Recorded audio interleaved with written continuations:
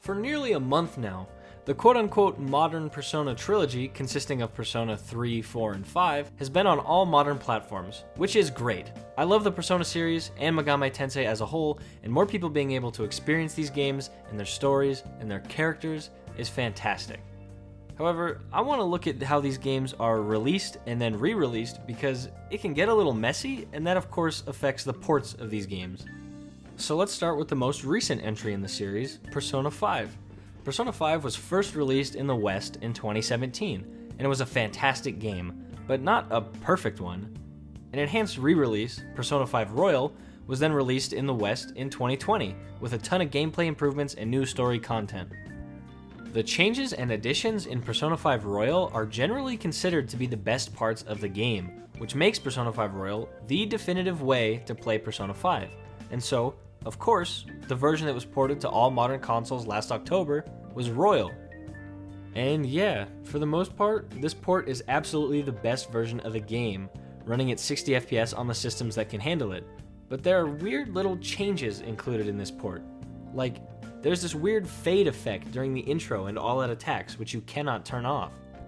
Also, the game has all of the DLC included, except for the Raido outfit, which can absolutely destroy the balance in an already easy game.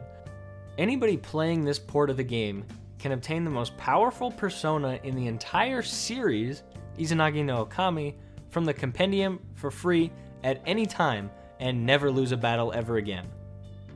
And owners of the PS4 version of Persona 5 Royal have to buy the game again for full price if they want the PS5 version. Again, this is the best version of the game. It just has some strange changes and issues. Now let's look at Persona 4. Persona 4 was originally released for the PlayStation 2 in 2008. In 2012, it was re-released as Persona 4 Golden for the PlayStation Vita, and it included a bunch of gameplay improvements and new story content. Here's where things start to get a little messy. There are a lot of people who don't really like the new story content in Persona 4 Golden. Namely the new activities such as the Junes band performance or the new character, Marie, and they feel that these additions do not align with the original game's vision or tone. For comparison, Persona 5 Royal does feel like the complete version of Persona 5. Persona 5 kind of feels like it's missing something. And to some, Persona 4 already felt complete, and in Golden, it feels like extra content is tacked on and unnecessary. Despite that though, the positive changes and additions generally outweigh the negative ones, and Persona 4 Golden is still seen as the definitive version of the game. So when Persona 4 was ported to PC a couple years ago, and all other modern consoles nearly a month ago, Golden was the version they chose, and the port is pretty much flawless. Running at high frame rates, Persona 4 Golden feels good and looks good on modern systems. The only problem that I can find with it is that auto-advancing dialogue can sometimes be a little fast. I'll be looking after you. Let's see, I'm your mother's younger brother, and that about sums it up. Now let's look at Persona 3. Persona 3 was originally released for the PlayStation 2 in 2006, but only a year later, Persona 3 FES was released. FES included some new minor events, a social link with Aegis, and an entire canon epilogue chapter called The Answer. In 2009, though, Persona 3 Portable was released for the PlayStation Portable.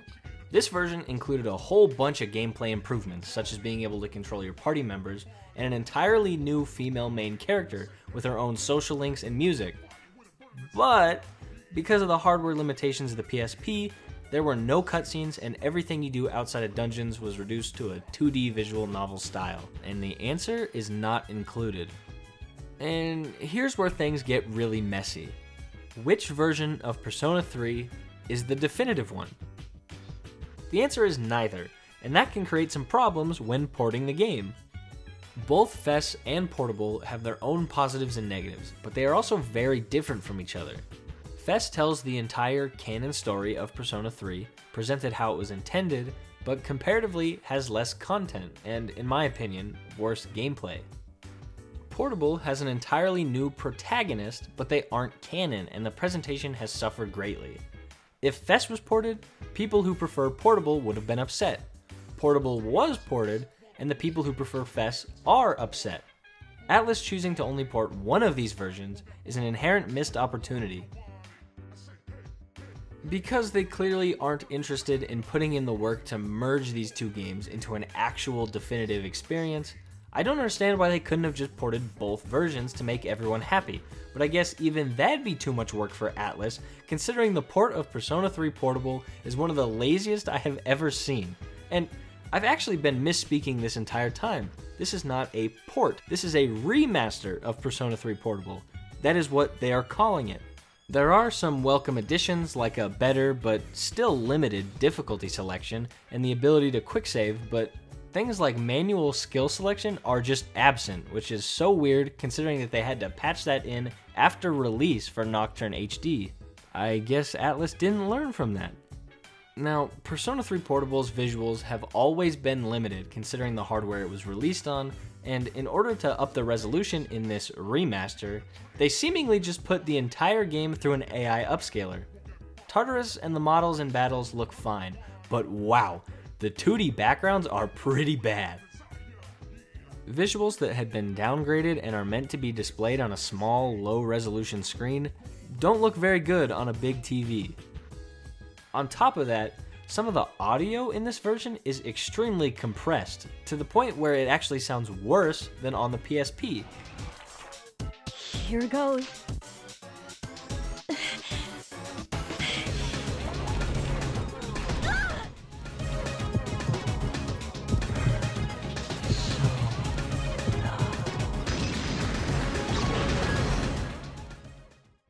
And I don't even know how that could have happened. Persona 3 is my favorite video game of all time, and I just think it deserves better treatment than this. I think it kinda sucks how the intended way to experience the story is being left on the PlayStation 2, and modern consoles are getting the version that, while having more stuff, was very heavily compromised to adhere to a handheld console's limitations. It is so weird to look at my PlayStation 5 and see the title Persona 3 Portable. I love both FES and Portable, but I wish Atlas didn't just pick one of these to become more accessible.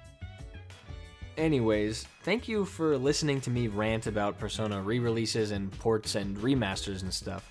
This whole issue isn't even limited just to Persona. Atlas re-releases and adds content to games all the time, such as with Catherine and Strange Journey. These re-releases can be really good, but if they aren't, and Atlas just decides that they are the definitive and most accessible version now, it kinda sucks. No one wants to be stuck with the inferior version of a game they love.